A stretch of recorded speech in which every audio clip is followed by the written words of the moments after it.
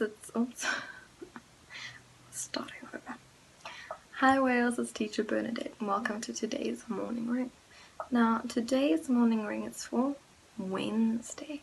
So if today's Wednesday, what day was it yesterday? Tuesday. And if today is Wednesday, what day is it going to be tomorrow?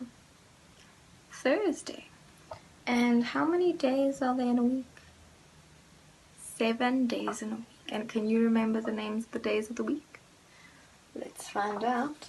So let's get our days of the week cards. If you have yours, you can use yours as well. So our days of the week are Monday, Tuesday, Wednesday, Thursday, Friday, Saturday, and Sunday. Okay. And can you remember what month of the year we're in? We're in the month of May. So what month was last month? April. And what month is it going to be next month? June. Okay. And how many months are there in a year?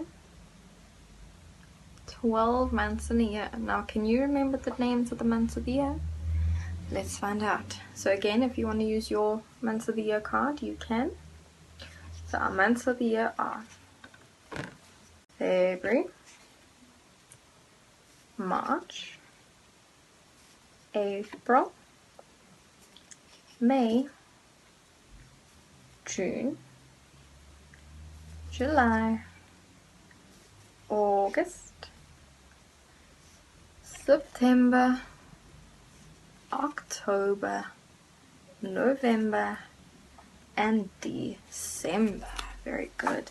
Now, can you remember what season we're in? We're in the season of autumn. So what does it mean when we're in autumn? What's the weather like? What do the plants look like? So our weather is getting a little bit cold, but it's not quite cold yet. You can still wear shirts, t-shirts and shorts. You still have to wear sunblock and a hat sometimes when you go outside, but you should always wear sunblock even in winter because the sun never stops shining in South Africa. Okay, but what it also means is that a lot of our leaves start falling and our flowers start dying, but it doesn't mean that they won't come back because they're just going for winter sleep, because when it's cold the flowers can't bloom nicely, so they go in for a sleep when it starts getting colder, and then once it starts getting warmer they bloom again. Okay, now I know you remember your ABCs, so let's quickly sing our song. Okay. A, B, C, D, E, F, G, H, I, J, K, L, M, N, O, P, Q, R, S, T, U, V, W, X, Y, and Z. Now I know my ABCs. Next time won't you sing with me? Okay. Now, I know you're all very, very good at counting. So let's quickly count. I think we're gonna start counting from number 3 and see if you can remember what comes next. Okay, so 3, 4, 5, 6, 7, 8, 9, 10. Okay, now what number comes after 11? 12. And what number comes before 14? 13. And what number comes after 22? 23. And last and tricky one, what number is before 49? 48. Okay, so I want you to test yourself throughout the week. Ask yourself little numbers, ask mommy or daddy all these numbers, or even ask you these questions. So this is just to train your brain to make sure it's nice and fast and that it can always think of numbers whether it's a number before or after a certain number, where you can count from any number going on, and even counting backwards. Let's count backwards from 7. 7, 6, 5, 4, 3, 2, 1. So the trick is to be able to start from any number and to know what number comes next and to know what number is before. So that is your trick, and that is your, almost like your homework. So we're just going to test our brains and make sure that our brains are nice and strong. Okay, so what are we learning about this week? Yes, we're learning about the 3 R's: reducing, reusing, and recycling. So last week we spoke a little bit about what is important to us in our environment or on our earth, and some of the things that are wrong with our earth. So this week we are looking at what we can do as people, as groups of people, and as individuals, to what we can do to help save the earth or make it a better place. So yesterday we spoke about reusing and reducing. So today we are talking about recycling. Now recycling is quite a big topic. There's a lot that goes into it. Some people think that even though you're taking some of the things that can harm the earth and making them into something new, the process of making it into something new causes a lot of damage because it uses electricity and a lot of people, and it also causes a lot of pollution. So if we're going to just look, I only have a little picture, and this is how glass is recycled. So we have glass in our homes, in our kitchens, wherever. Then we go and take it to a bin or a collection site, and then it gets taken to get cleaned. When it's cleaned, it gets even more clean, so it gets scrunched up, and little bits that can't get recycled or that are not glass are taken away, some by magnets and some by water and whatever. Then it gets cleaned even more, where it gets melted and made into new products. So here we have new glass bottles that are then taken back to the store for us to buy and use. So that's just one example. So it gets taken into quite a big factory where they have to use very, very, very high heat. So fires, it almost looks like lava sometimes. I think it's pretty cool. So if you want to find out more about how to recycle, how recycling happens, you can ask mommy or daddy to help you look on the internet. Okay, so just a few words that are important when we talk about recycling. So to make sure that our environment is clean, so that's environment, the place around us, we can make it clean by tidying up and by recycling. So that is the symbol for recycling. I tried to draw it on my paper plate, but I can't draw it as nicely as that. So when we recycle, it gets taken to, it's called a recycling loop or recycling factory, where the products are then recycled and made into something new. But how do we get it to the recycling factory? We have to put it in a bin. Now you can make your own recycling bins. It's just you can even use a box or a plastic bag to put things in and then label them. So every bin has a different type of material in it. So one bin can have paper, one can have cans, one can have cardboard, and one can have glass, and one can have plastic. Okay, so there are different things that can be recycled, but they can't be recycled together because they are made into very different types of things to be reused by us.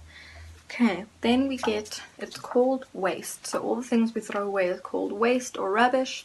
And some waste can be recycled, some waste be recycled, and some waste is called biodegradable. Now biodegradable means that the earth can use it. So if we can't use it, then the earth can use it. And the earth uses it by taking all the old minerals and food that they can find from the biodegradable products.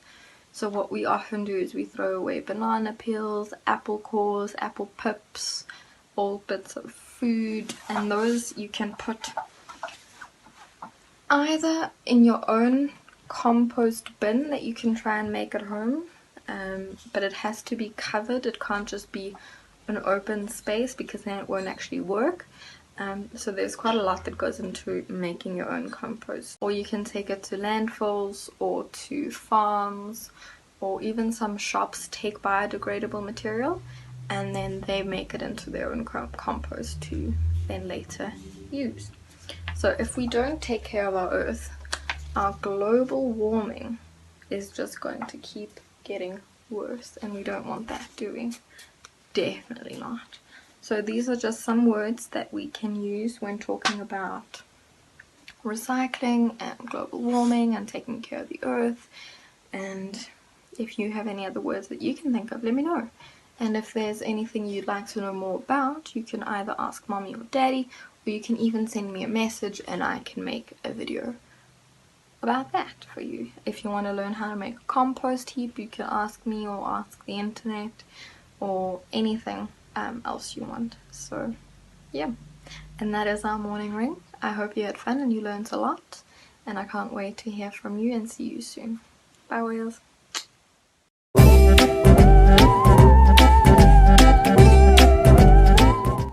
Hi whales, it's Teacher Bernadett and welcome back to another art activity. Now today is our Wednesday art activity. That means it's the third day of the week and the last day of our robot building activity. So what we're going to do today is we're just going to put all our robot parts together to make our robot, and then when we're done we can go and play with our robots when the glue dries, of course.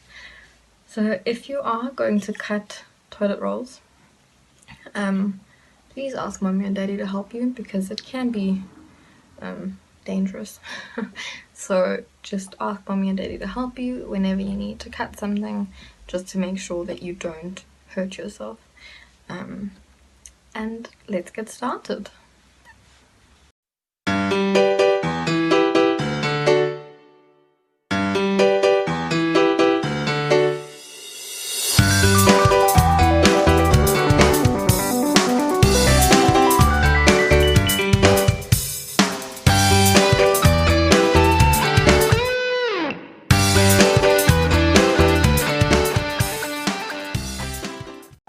So there you go.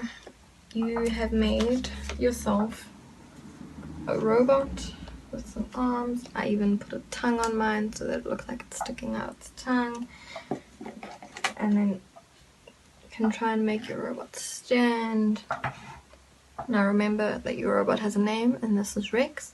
And now you have an awesomely cool robot made from recycled materials. So it's not just a robot, it's a earth-saving robot. And now you can play with your earth-saving robot. So I think that is pretty cool. I hope you all had fun making your robots, and I can't wait to see pictures of your robots. Bye whales!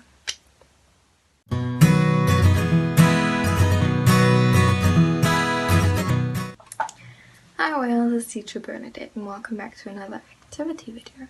So today's activity we're going to learn a little bit about shapes. So the shapes that we're going to use are not the normal shapes, you know, like a square and a diamond and a circle. We're going to look a little bit at 3D shapes, three-dimensional shapes. Now, three-dimensional shapes are shapes that you can hold, touch, and see on more than one level. So more than on a paper level. So we're going to look at 4 different shapes. Our first shape is called a sphere. Now, a sphere is it's like a ball. Okay, so the earth is a sphere. Some oranges are spheres. Some apples that are very round can be considered a sphere. So there are many types of fruit that are seen as spheres as well. Our next one is a cylinder. Now you can see it's got a circle on the top and almost like a rectangle in the middle. Your toilet rolls are one of them. Bottles are sometimes cylinders. So you can also think of what you've seen that looks like a cylinder. Some poles are cylinders, so the poles on the robots outside are also very long cylinders. Then we also have a cube. Now this is your square 3D shape. It's just a whole bunch of squares that are put together to make a box. And then we have our cuboid. This is just a very long 3D rectangle. Okay, so we're going to look at a few different things about these objects. So the first thing I want to say is that a sphere and a cylinder have a few things in common. So a sphere, and a cylinder both have a round path. Now, when something is round, if we just look at this and this, okay, so these are two round things. They both have circles on them. Okay, so if we look at them, what we see is if it's circular or if it has a circle, it can roll. Cylinder can't roll like this, but it can roll like that. Okay, then we look at where is it? Our cube and our cuboid. Now, our cuboid can also be a box, but it's got one long side and one short side. And then our cube is just a box. I just didn't have a proper square box, so I have a Rubik's Cube. Now the thing is, these things can't roll, but they can both slide. So when something is round, a 3D shape, when a 3D shape has something round with it, it can roll. And when a shape has a square or a rectangle with it, it can slide. So what I want you to do today is to try and find different objects in your house that are either a cube or a cuboid,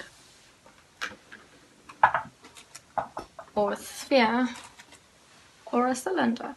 If you can only find one of each, that doesn't matter, but as long as you made the effort to look and to make sure that you understand what these shapes look like. But then I also want you to, before you make sure that that is the shape, you need to make sure. So then I want you to see, does my shape roll, or does it, here goes the ball, very far away, or can it slide? So that is how you test to make sure that it is either a cylinder or a sphere that's somewhere there, or a cuboid or a cube. So I hope you had fun learning about shapes. Don't worry if you don't quite understand it yet. We are going to keep going and keep learning more about these 4 shapes. And then I can't wait to see you for another activity. Bye whales!